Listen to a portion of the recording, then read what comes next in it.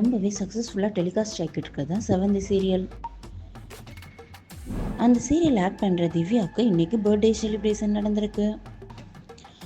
அப்போ எடுத்த இந்த வீடியோவை அவங்க சோசியல் மீடியா பேஜில் ஷேர் பண்ணியிருக்காங்க. நம்மளும் நம்ம சேனல் சார்பாக அவங்களுக்கு வாழ்த்துக்களை தெரிவிச்சுக்கலாம்.